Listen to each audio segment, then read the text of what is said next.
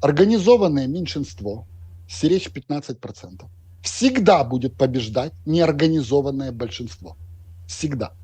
Это еще Ленин вывел, когда с помощью, Ленин теоретиком был, писал на эту тему книги, сделали другие. Неважно, еще при нем это было. Организованное меньшинство побеждает неорганизованное большинство всегда. И это происходит в межэлекторальный период. Поэтому сейчас все ставки на 15%. Еще 10% они против тех и других. А 75 никуда не делись. И 75 они хотят, чтобы все это тормознулось. В принципе, эти 75 совпадают с 80, которые прозвучали в словах Львовского военкома. Когда он сказал, что из 100% только 20 приходят, из которых только 10 реально, а 10 это контрактники. То есть 80 ничего не хотят, никуда ходить, ничего сам. Да? Вот оно и совпадает. Значит, что будет перед выборами? А перед выборами всегда происходит кидок. Перед выборами всегда все ставки на неорганизованное большинство, ибо тогда от него мнение зависит. И происходит кидок этих 15. Но как только овладевают 75 неорганизованным большинством, опять происходит кидок, ставка на 15. То есть теперь вы поняли, это я сделал паузу, чтобы вы поняли вставочку. Так вот, когда мы возвращаемся к беседе, говорят, так если мы сейчас пойдем на Минск-3, а ставки мы делали и делаем сейчас на эти 15 агрессивных, и которым терять уже нечего, значит, для которых война мать родная, они такие миллиарды заработали, что вы себе представить не можете. Слушайте, я когда-то говорил, что по сравнению с Януковичем Павел Лазаренко, что это дитя в кедах со своими 15 миллионов, сколько-то. Так вот, то, что сейчас люди заработали на войне, на распродаже Родины, все, ты себе представить не можешь. Так вот, значит, сейчас играют эти 15. Ты понимаешь, что эти организованные 15 вынесут к ядрине матери того, кто сейчас пойдет на Минск. И власть, естественно, говорит, что мы не можем так играть. Ага, а Штаты говорят, так подождите, а если не можете, то что? Значит, тогда вы пойдете на Иловайск. Я правильно понимаю? Направление Г2. То есть мы вам не даем ничего. А контрнаступление вы уже объявили, напоминаю. Вы на контрнаступаете с 4 числа. Причем каждый день мы будем вам напоминать, что что-то мало крови. Каждый день. И ничего вам не дадим. Как ты говоришь, у нас иезуитство, да? Конечно. Снарядов нет, дадим кассеты. 1, 2, может 3. У русских все, у вас средств доставки нету, оно все пропадет. А вот русские самолетиками закидают вас этими кассетами. Чтобы вы побыстрее собирали, военкомы побольше работали и туда, значит, компенсировать самолетики. А русские это дело прикроют. Тогда, когда начнется этот вой, тогда голос 75% будет более яркий. Тогда ближе к осени вам будет выгоднее, да? Вы сможете. Ясно. Вот так оно происходит. Теперь, но ты думаешь, что удержится власть или нет после этого? То есть Минск понятно. Теперь дальше, что со страной? А дальше мы прошли точку невозврата. Когда существовать мы уже не можем, в принципе. Это когда, знаешь, когда ты живешь только потому, что в твоей крови адреналин от битвы, в которую ты вступил. Если битва заканчивается, а заканчивается адреналин, и что дальше? Дальше тело гибнет. Мы прошли точку. Я не буду сейчас развивать эти мысли. Об этом мы во второй части с тобой можем поговорить, что делать. То есть можно ли реанимировать. Но это будет точка перехода в загробный или загробного мира. Нам еще рановато. Нас 17 тысяч смотрят. Ребята, в загробный Дружище, мир... что рановато? Да, я тебе еще раз скажу. То, что нам предлагают. Я тебе приведу простой пример. Значит, ты вышел с ружьем и сунул его в жопу медведю. Медведь поворачивается и смотрит на тебя. Ты чик, а там нема снаряда. Ты подожди, говорит, медведь стоять. Ружье из жопы не вынимаем. Значит, ты вот так делаешь. Джо, а где снаряд? И тут такой Джо говорит, включи на громкую. Включает. Говорит, мы тебе дадим снаряд в 24-м году. Скажи мне, друг, кто может мне... я побыл президентом. Представь себе, что я побыл президентом. 5 лет. Скажи, пожалуйста, кто обеспечит мне гарантии через 5 лет? То есть вы же хотите чего? То есть на чем строится любой транзит власти? Любой транзит власти в условиях отсутствия, так сказать, демократических процедур, а они отсутствуют и в США, и в Румынии, и в во Франции, везде. Не надо делать из себя святых каких-то там этих угодников. Нету никаких демократических процедур.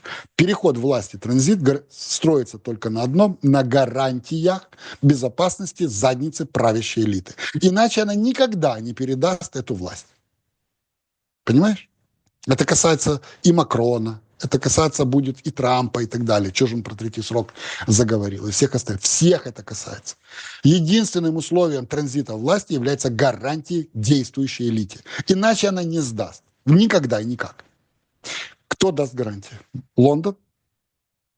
Смешно. США? Смешно. Ватикан? Смешно. Румыния? Кто? Молдавия? Кто даст?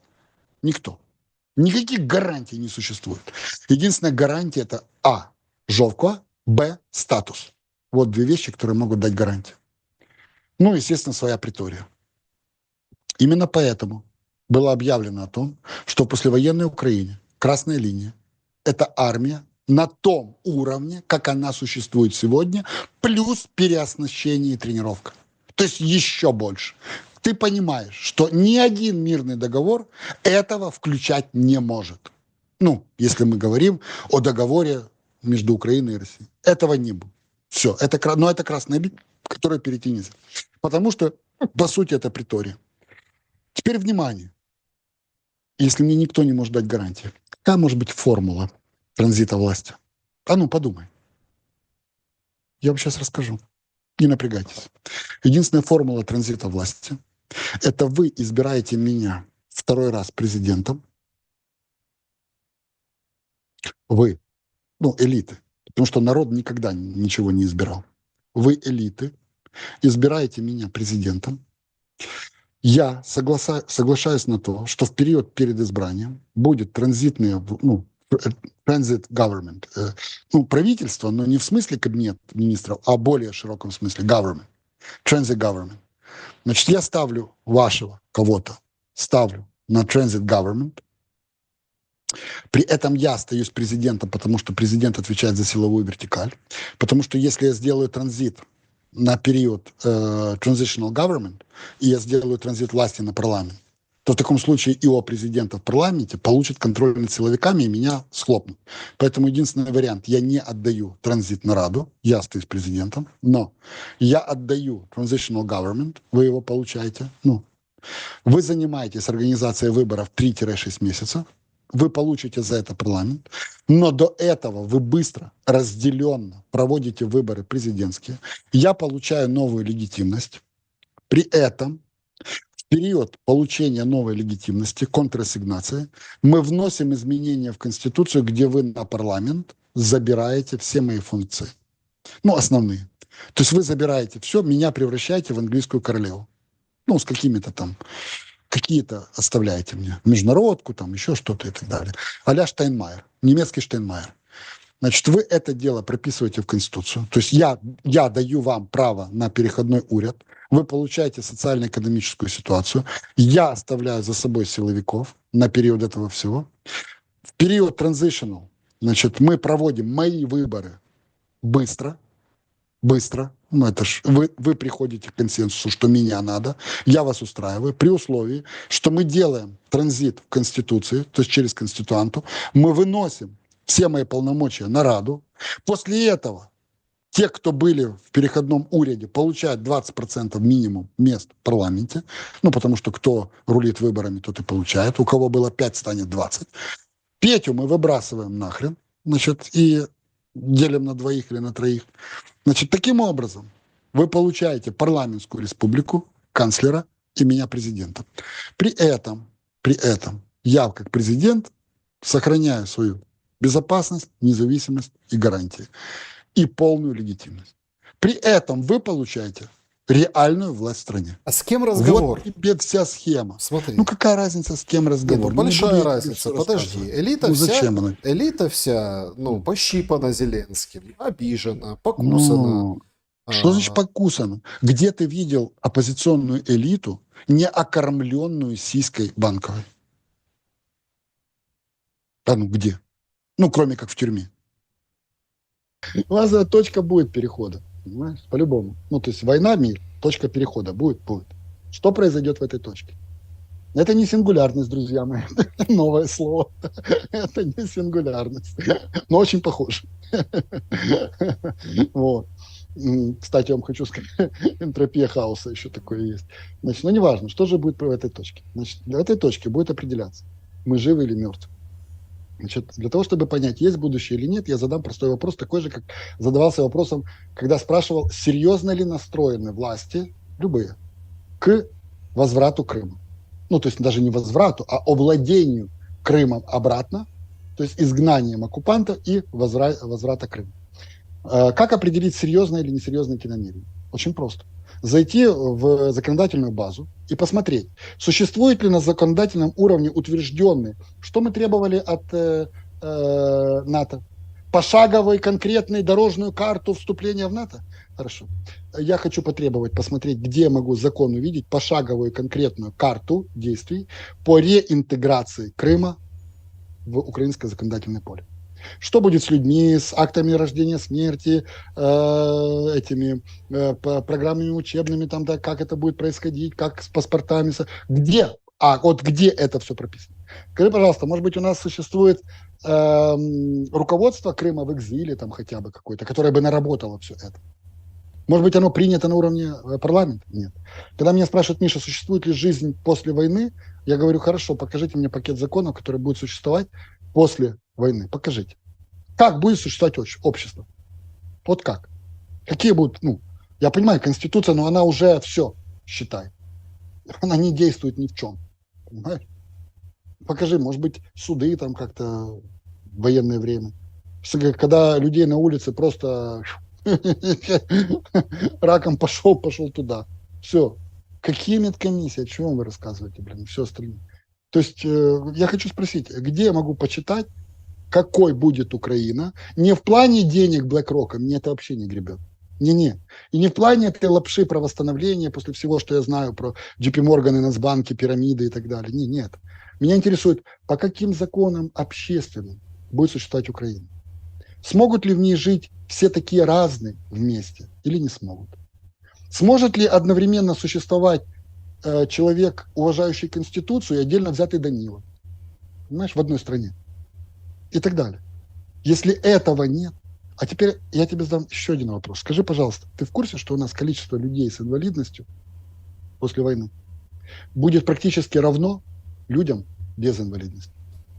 Ты это понимаешь? Ну, это очень сложно осознать. Знаешь, сложно? Я очень сложно... А зайдите в госпиталь. Нет, я очень зайдите сложно... в госпиталь, посмотрите на обездвиженных. Сложно осознал, Миш, что... Ну, тут это наука, да? Тангенсы, котангенсы, смеемся с тобой. Показатели рождаемости 0,5 соответствуют по нормам мирного времени, обычного общества, по социологическим, демографическим нормам, случайной рождаемости. В Украине случайная рождаемость. Ну, такой показатель. По крайней мере, вот за прошлый год, за вот этот весь период. То есть люди не планируют семью. В чем разница между националистом, настоящим в моем лице, и ряженым, которых понаплодили за это время? Приходят ко мне товарищи, не буду говорить, в общем, активисты Майдана, скажем. Мои старые друзья и собутыльники. Приходят ко мне. Все они, естественно, при Петре. Потому что где ж ты видел активиста, который в то время не был бы при Петре и не окормлялся бы там. Окормлялись так, что рожа в экран не влазила. Приходят и говорят: Михаил, а что-то у тебя позиция по Крыму как бы неправильная. Я говорю, моя позиция простая. Я настаиваю на том, что Крым не должен быть автономной республикой, а должен быть областью. И у нас есть окно возможностей для того, чтобы внести изменения в Конституцию, Крым сделать областью, подчеркиваю, и говорить о единстве Украины. И таким образом показать полруки и русским, и турецким. Эти товарищи от Петра начали мне рассказывать байки про крымских татар, караимов и всего остального. Я им рассказал историю про караимов. Говорю, если вы не хотели учить историю, то откройте хотя бы Google.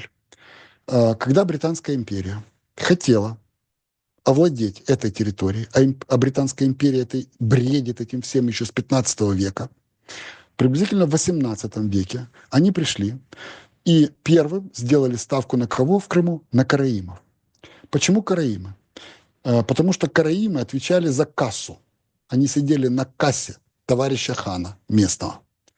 Значит, британцы тут же овладели товарищами караимами, значит, и овладели кассой. Первое, что они придумали, это разбавлять серебряные монеты, которые были чеканены в Турции, разбавлять медью. Ну, в результате это все привело к катастрофическому финансовому кризису, после чего, естественно, товарищ хан очень сильно осерчал по поводу России. В результате Россия очень сильно осерчала по поводу Крыма и присоединила его к себе. Кстати, в тот момент Британия была совершенно не против. Но следующую ставку Британия сделала, угадай на кого? На крымских татар. А представляешь, что было в 18 веке?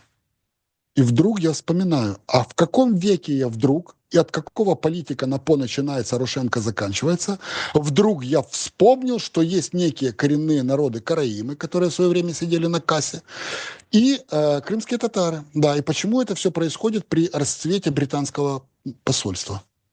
Когда я это все изложил, я говорю, вы знаете, друзья мои, я националист, поэтому Крым будет либо украинским, либо никак. Они говорят, Миша, у тебя неконструктивная позиция. Значит, конструктивная позиция заключается в следующем, что Крым уже никогда не будет украинским, говорят мне товарищи, активисты Майдана от Порошенко с такой мордой. Значит, и поэтому наша задача сделать так, чтобы Крым не был русским, а главное, чтобы он, ну, то есть не русским. Пусть будет турецким, кем угодно. Я говорю, вы знаете, а я националист. А для меня либо Крым украинский, либо никак. Говорит, видишь, в этом у нас политическая разница. Угу. Теперь возвращаемся к моему примеру. А мой пример говорит о следующем, что если ты веришь в целостность Украины и в ее будущее после войны, ты никогда не отдашь ни под какими условиями графите, пердите, задерите и так далее. Понимаешь? Ты никогда это не отдашь. Никогда. Особенно в офшор. А если ты не веришь, если ты понимаешь, что единственный вариант спасти свою задницу – это сидеть в Жовкве, то, соответственно, какая тебе хрен разница? Понимаешь? Если оно и так в будущем не твое. Вот она логика. Блин, я ж провожу параллели с тем, что было по Крыму. Значит, смотри, ну уже понятно. Русские пошли на Г-2.0. Теперь даже если мы туда не идем, они туда ходят. Блин, по северо-востоку точно. А потом еще и блокады по югу поиграются. Вот. И нам надо будет с этим что-то делать. И как-то противостоять кассетным бомбам, которые будут запускать со своих самолетов. Это все надо каким-то образом решать. Теперь, внимание. Значит, если после точки бифуркации 28-го нет, то выборов, значит, осенью не будет. А теперь возникает вопрос, когда открывается второе окно выборов? Значит, второе окно выборов открывается весной.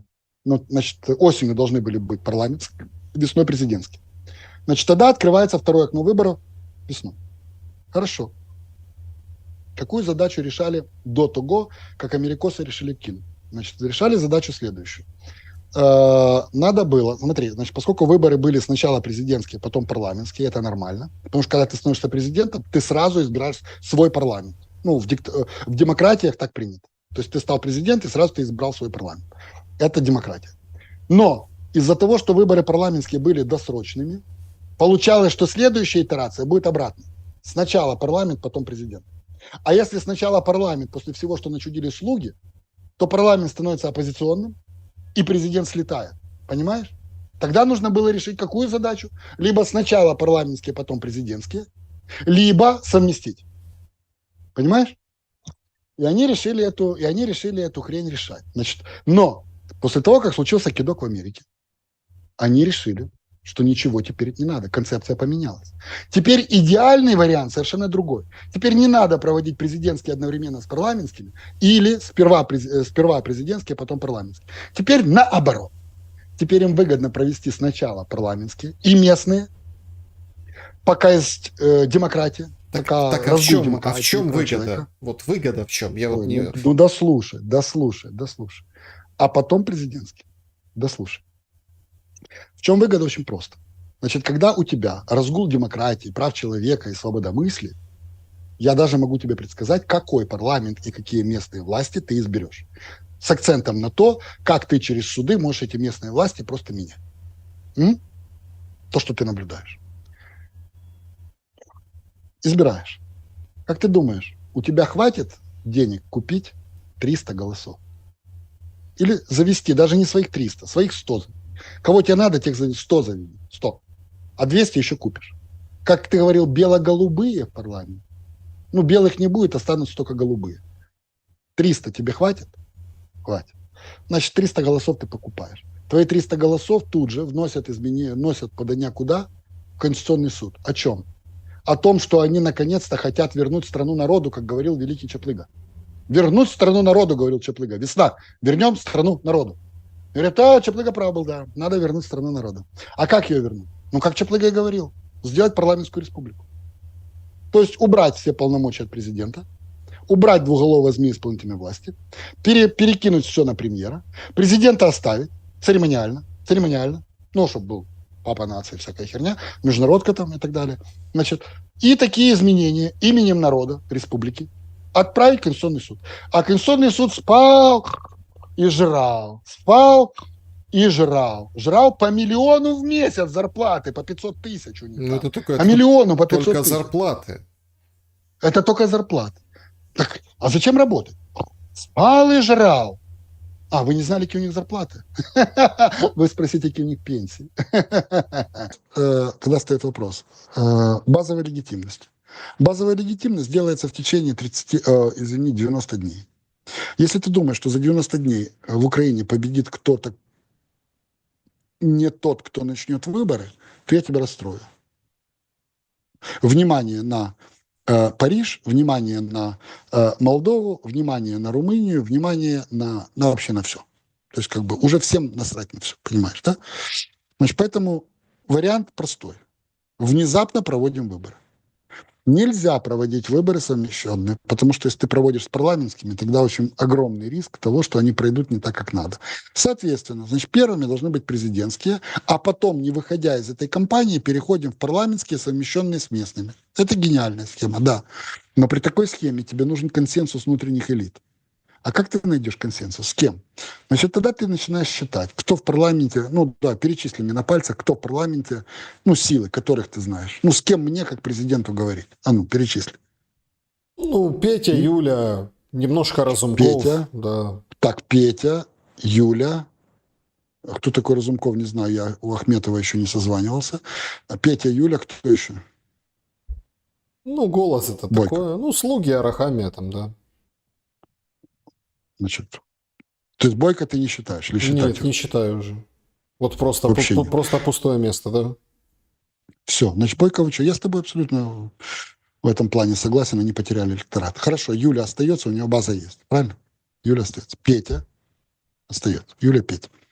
Слуги. А почему ты вычеркнул Бойко, оставил слуг? У них что? Что-то есть, кроме... Что у них есть?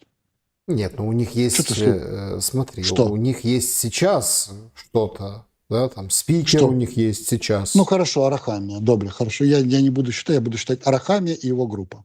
И в эту группу Арахамии входят и ОПЗЖ, и Столар, и все остальные. Хорошо, пусть будет 3, да? Соросят, сколько их там? 15 человек, разделенных пополам. Давай их считать не будем. Значит, 3 группы, да? 3. Хорошо, 3 группы. Значит, Петю вычеркиваем, потому что он там возил кэш непонятно сколько, и Петя вообще пукать уже не будет. То есть Петя будет нам спонсором за то, что он будет жить послом Британии. Посол Британии уже есть. Тоже наш друг. Петю, ну да, в Молдову его, правильно, послом. Он там, ну, он же оттуда откуда-то, да? Ясно, значит, Петю вычеркиваем. Так, остается Арахамия с его группой и Юля, да? Вот с кем надо договориться. Арахами и его группа – это те, кого я могу поджать, потому что, напомни мне, Арахами избрался депутатом до того, как ему стукнуло 5 лет украинского паспорта или после? Ага. Значит, история говорит о том, что Арахами избрался до того, как ему стукнуло 5 лет, поэтому он никак не может быть депутатом. Угу, ясно. Так, ну, в крипту влазить не будем, в двойное подданство тоже, и то, что он, собственно говоря, занимался демами, и там это все дело крутилось, тоже не будем. Ясно, значит, с Арахами как бы понятно. Остается Юля. Значит, реально торговаться надо с Юлей. А на что Юля может согласиться? На спикера? Нет, она протирать штаны в этом всем не будет. Значит, Юля согласится на канцлера. Ага, то есть это переходной уряд. Угу. Ясно. Переходной уряд всех устроит. Потому что если тебя давят, зачем давят выборы? Ну, очевидно же не с целью, чтобы я подтвердил свою легитимность. Если давят меня на выборы, то значит они хотят от меня избавиться. Ну, это же я понимаю. Ну, вы хотите от меня избавиться. Ну, хорошо, ладно. Значит, давайте так, серединный вариант. Вы от меня не избавляетесь, но я иду на компромисс. Мы делаем переходной уряд, уряд народного единства, согласия, там, чего угодно, значит, при условии, что, ну, как бы будет такой переходной буферный период, который будет готовить выборы. И тут сразу Путин просыпается, поднимает руку и говорит: ой, не-не-не, ребята, да, знаю я этих всех ваших, это шило на мыло, а давайте переходным урядом будет ООН. И тут такие все хором: да пошел ты. Ну, то есть, как бы, ну, все, Путин ушел, то есть, как бы, ясно, он уже не будет. Значит, остается переходной. Это серединный вариант. То есть, те хотят 100% выборы, чтобы меня снести. Я говорю: ребята, понятно, я с вами спорить не буду. Значит, давайте мы поговорим, что там, сделку хотите. Значит, идите, звоните Путину, скажите, что я легитимный. Значит, это ваши проблемы. А я тогда предлагаю вам серединный вариант сделать переходной уряд. Ну, смотрите, как хорошо. То есть и так власть у меня вся, а тут переходной уряд, значит, который будет... Ну, то есть я уже размываю свою власть, я вступаю в дебаты. То есть это как бы серединный вариант, он вас всех устроит. Хорошо, в таком случае, если мы получаем канцлера, то что будет дальше? Дальше я хочу одно. Я хочу гарантии. Я же понимаю, что дальше это все лететь не будет. Оно летит в пропасть. Все летит в пропасть. Соответственно, из этой пропасти меня интересует сохранить все, что у меня есть, плюс свою задницу. Ясно. Единственный вариант – это мой статус. А будет у меня реальные рычаги власти? Не будет. Это уже до задницы. Главное, чтобы у меня были клейноды. Ясно. Значит так. Делаем конституционную реформу. Все уходит на парламент. А, Ну, ты соответственно, видишь, что а не кто пахнет этой конституционной реформой. Ты вот уже заходишь на третий круг вот этой истории, но Ну, этим не что пахнет. значит не пахнет? Вообще не где ты пахнет. нюхал? А где ты нюхал? Ты, может, не там нюхал? Ну, скажи, где понюхать, я пойду понюхаю. Ну, ну вам надо, Диана. Ну, это далеко, за океаном. Ну, долго лететь. 9 часов лететь. Там хорошо пахнет.